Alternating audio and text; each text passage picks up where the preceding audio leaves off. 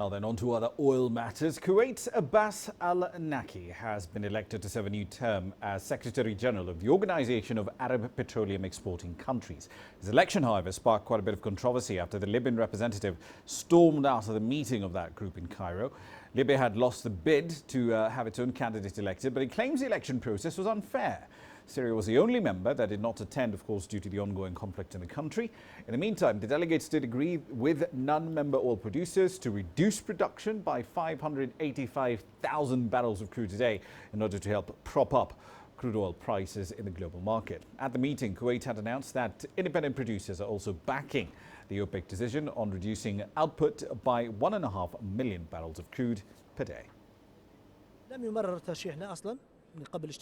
The Libyan candidacy was not even mentioned in the meeting. There was a pre-conference agreement, a lobby-type deal behind closed doors to keep the current Secretary General for a new term.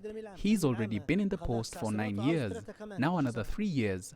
That's 12 years. Why? I did not see one reason why to extend his stay further. Libya is a founding member of the organization with Saudi Arabia, Iraq and Kuwait. We should not be treated this way.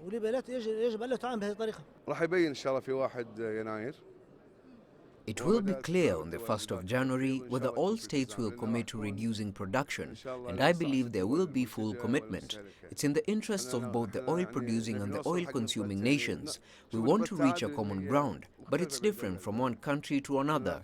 We want to reach a fair price whereby oil-producing countries can afford to pump huge investments to secure the supply of energy to the oil-consuming countries.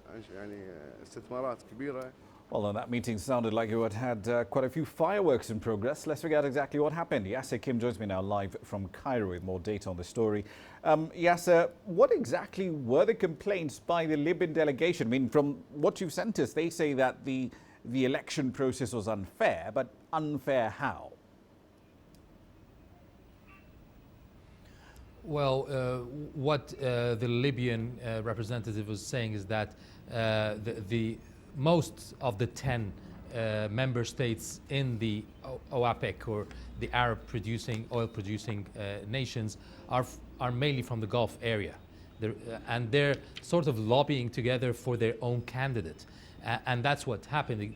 It was only Algeria, maybe Egypt, we don't know how Egypt voted, they didn't say, but Algeria and Libya were the only ones in North Africa and Egypt to vote for, or to think about endorsing the Libyan candidate, whereas the bulk in the Gulf countries have all stood by their candidate, or the candidate of the Kuwaiti candidate, who's already the Secretary General for 9 years, and thus it all went smoothly without even going into a vote, and that's what angered the Libyan representative, who said it didn't even go into a vote.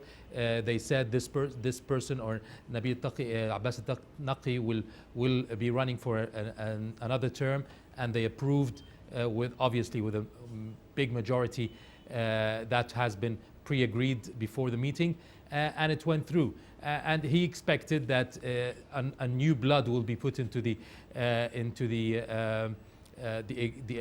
organization with a new candidate, new ideas, and not to continue like 12 years now. It will be with one candidate, which is with one Secretary General.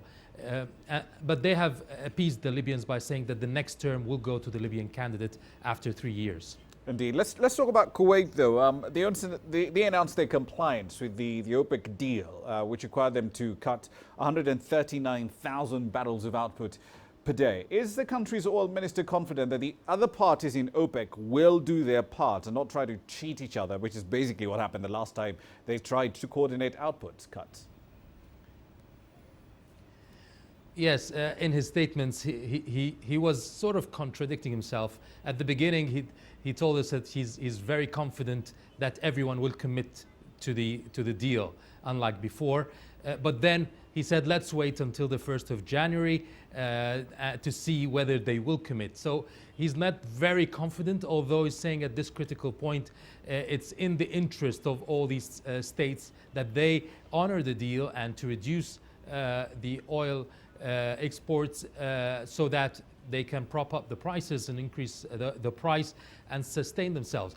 It remains to be seen whether his confidence in the member states will be dealt with positively.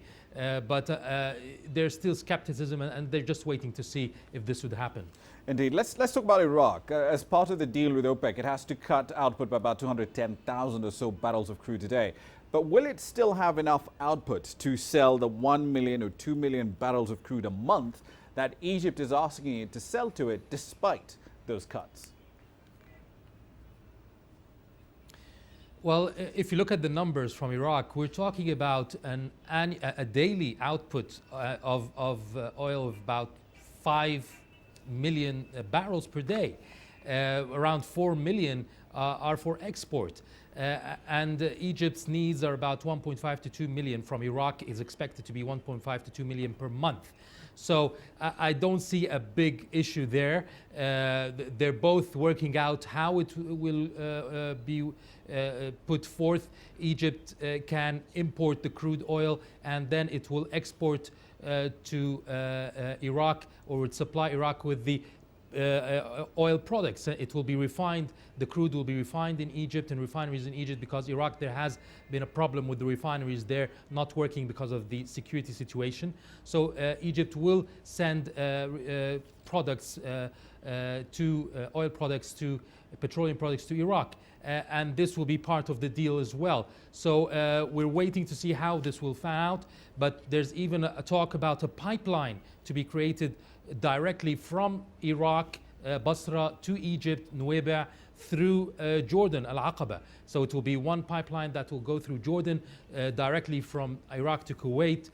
How will the payment be? It could be $3 less than the international prices. That's what they're talking about now. It could be in the term, like I said, of petroleum products in return. It could be also, they're talking about Egypt paying back, not in money, but in weapons, in training and maintenance of military equipment and training of military personnel in Iraq to help in its fight against ISIL. So there's a host of ideas on the table now to be discussed and to be implemented. They're hoping to sign a deal to get the first batch on the first quarter of 2017. Indeed. We'll leave it there for the time being. Thank you very much for the update. That's Yasser Kim, of course, live in Cairo.